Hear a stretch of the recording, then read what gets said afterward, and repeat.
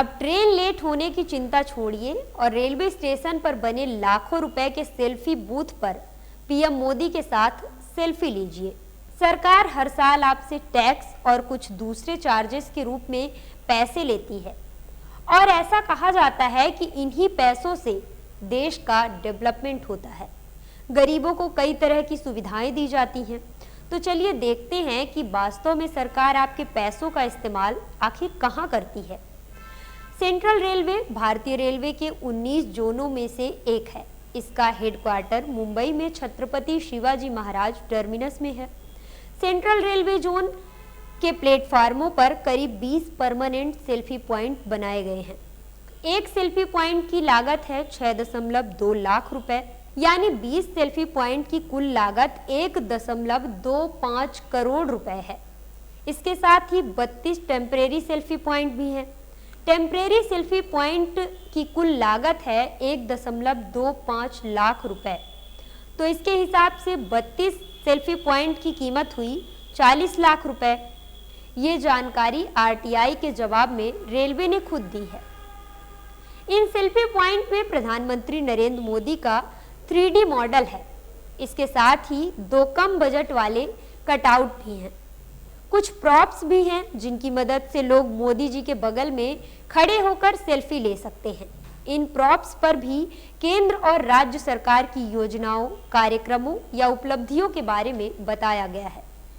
Rail हादसों में जान गंवाने के मामले में कमी भले न आई हो, लेकिन रेलवे स्टेशन में सेल्फी पॉइंट एक राष्ट्रीय प्राथमिकता बन चुका है।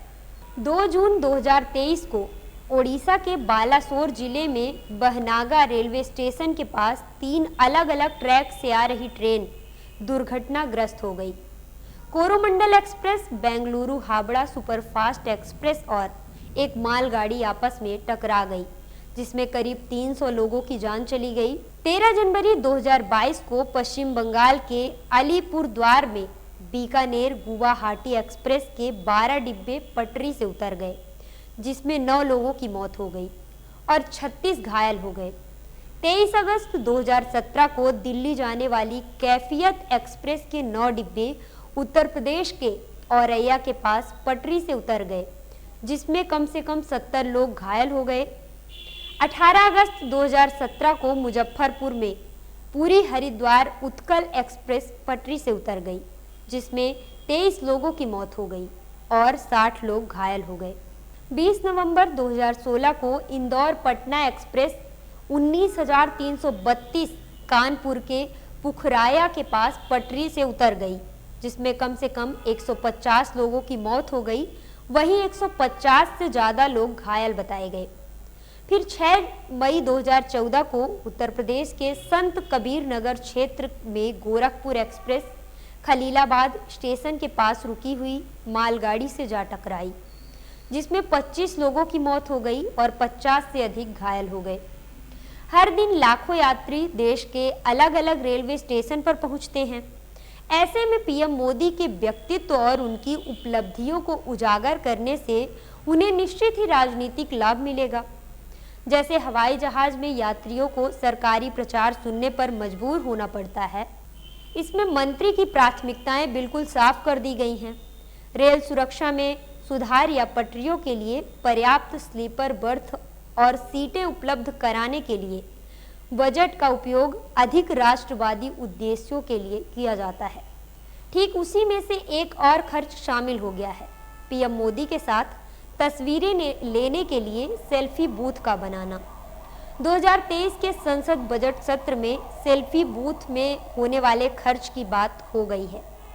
अब आपको इन तमाम उदाहरणों में से ये बात तो बिल्कुल साफ हो गई होगी कि भारतीय रेलवे की स्थिति विशेष रूप से इसके गिरते सुरक्षा मानक का एक डर है। हालांकि यह हमारे देश की जीवन रेखा है, पर किसे परवाह है। भले ही बुजुर्गों को ट्रेन टिकट में मदद ना मिले, लेकिन मंत्री के बॉस तो तभी खुश होंगे जब जगह जगह पर उनकी पर्याप्त सेल्फी पॉइंट्स लगवाए जाएंगे। इस पूरे बकवास पर पैसा कौन खर्च कर रहा है? यह आप ही हैं।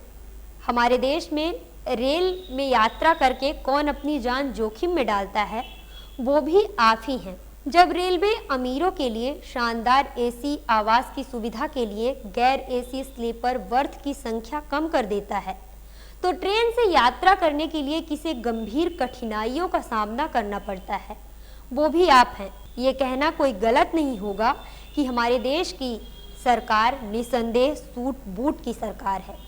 यहाँ केवल अमीरों की सेवा होती है और सरकारी धन का उपयोग केवल झूठी तारीफ को बढ़ावा देने के लिए किया जाता है।